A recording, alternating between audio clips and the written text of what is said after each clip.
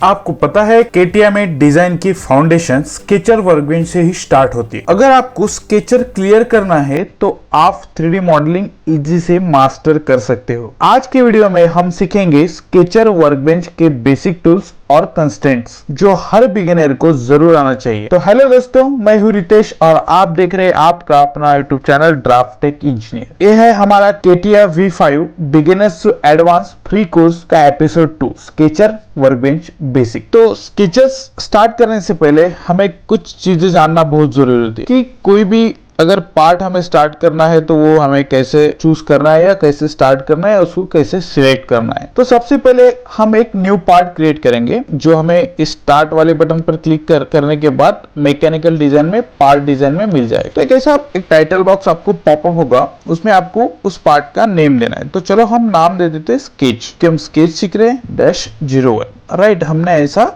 एक नाम दे दिया, इसे ओके कर दिया तो आपका ये पार्ट हो गया क्रिएट। और जैसे ही आप इस स्केचर को क्लिक करके कोई भी प्लेन सिलेक्ट करते हो तो वो स्केच अपने आप ही स्टार्ट हो जाएगा। कटिया में मेन 3 टाइप के डिफॉल्ट प्लेन्स होते हैं, जो XY एक होता है, YZ और ZX। इन प्लेन को समझना इंपॉर्टेंट है क्योंकि यही आपके स्केचेस के बेस होते हैं। तो जो हमारा XY प्लेन होता है वो टॉप व्यू होता है, YZ प्लेन होता है वो साइड व्यू होता है और ZX प्लेन होता है वो होता है फ्रंट व्यू। तो चलो अब करते हैं स्केच स्टार्ट। तो हमने यहाँ पर स्केच पर क्लिक कर दिया, जैसे ही ऑरेंज हो गया मतलब ये एक्टिवेट हो गया, हम प्लेन चूज करते हैं।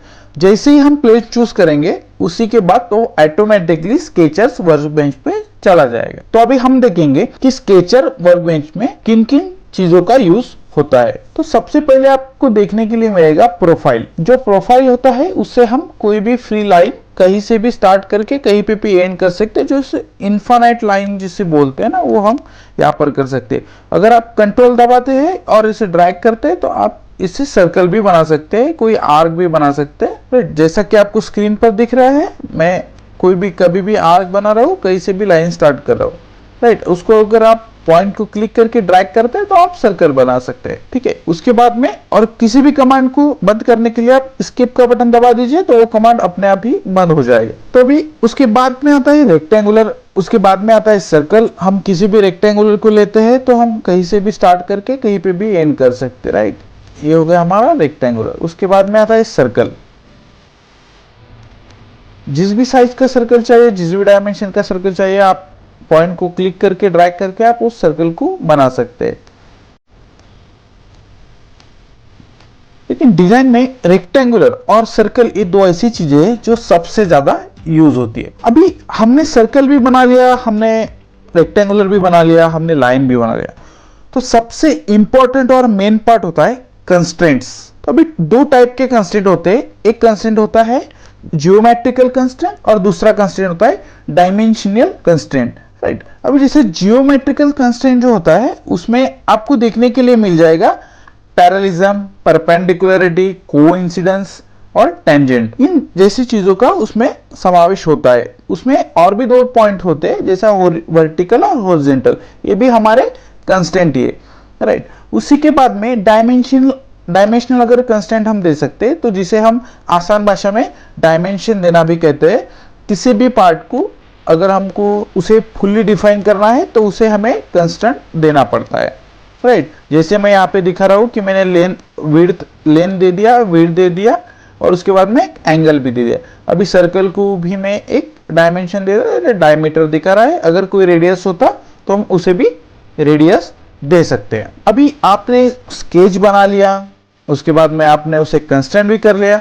पर अभी कई बार ऐसा होता है, कोई स्केच जो होता है, कई लाइन भी ऐसी होती है जो हमारे स्केच से बाहर निकल जाती है। तो हमें उस स्केच को एडिट कैसे करना है। राइट, तो हम अभी जानेंगे कि एडिटिंग और ट्रिमिंग क्या होता है। अगर स्केच में गलती हो जाए तो टेंशन मत लो, आप डबल क्लिक करके उसे इजीली एडिट कर सकते हो। ट्रिम टूल अनवांटेड लाइन को आप मिटा सकते हो, उसे डिलीट भी कर सकते हो और इसका जो डायमेंशन होता है वो भी आप कभी भी अपडेट कर सकते हो। राइट, जैसे हमने अभी एक रेक्टेंगुलर निकाल दिया।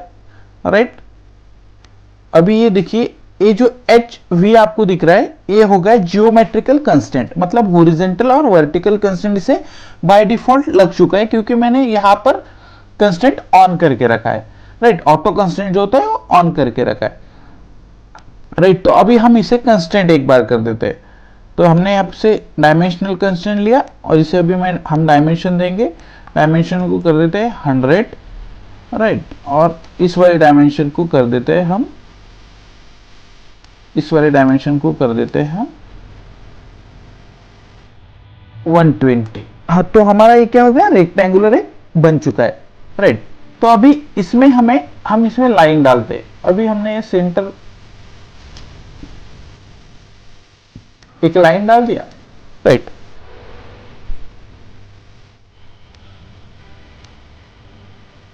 अभी इस लाइन को भी हम सेंटर में देते हैं। तो हमारा 120 है, तो 120 डिवाइड इंटू 2, राइट। मतलब ये हमारा हो गया कितना, 60 mm पे। बट अभी ये लाइन तो इस रेक्टेंगुलर के बाहर है, राइट। तो हमने स्केच भी क्लोज कर दिया, राइट। तो अरे अभी हमें पता चला है कि ये लाइन तो बाहर है यार, इसे एडिट करना है। तो आप इसे इजीली एडिट कर सकते हो। जैसे कि आप यहाँ पर देख सकते हो, आपको स्केच दिख रहा है, उसको अगर आप डबल क्लिक करते हो तो ये एडिटिंग मोड में चला जाता है फिर से, राइट। उसके बाद में जो ये अनवांटेड पार्ट है, आपको इसको हटाना है। तो आप यहाँ पर देखो, ये जो ऑपरेशन का कमांड बार है, इसी में आपको ट्रिम भी मिल जाएगा। ये ट्रिम पर अगर आप क्लिक करते हो तो आप आसानी से इसको सिलेक्ट करके ट्रिम कर सकते हो, राइट। आपको जहां से चाहिए वहां से आप इसको ट्रिम कर सकते हो। ये देखिए, ये हमारा क्विक ट्रिम वाला है। क्विक ट्रिम को पकड़ के हम इसको ट्रिम कर सकते हैं जिस भी डायमेंशन पे चाहिए उस डायमेंशन पे। अगर आपको कोई डायमेंशन एडिट करना है तो वो भी आप आसानी से डबल क्लिक करके एडिट कर सकते हो, राइट। जैसे कि मैं कर रहा हूँ, स्क्रीन पर आपको दिखाई दे रहा होगा। हमने जो 100 था उसको 50 कर दिया, जो 120 था उसको 100 कर दिया। इस भी 60 को हमें जो भी चाहिए वो हमें कन्वर्ट कर सकते हैं। तो अब आपने आसानी से सीख लिया स्केचर वर्कबेंच का बेसिक, तो जिसमें new parts, plane, tools, constraint और एडिटिंग कैसे करना है, राइट। तो आप इस वीडियो को देखकर अपने कटिया में आप प्रैक्टिस कर सकते हो कि स्केचेस कैसे यूज करना है, किस वाले स्केच को कब लेना है, किस वाले कमांड को आपको यूज करना है, ये आप सब इसमें सीख सकते हो।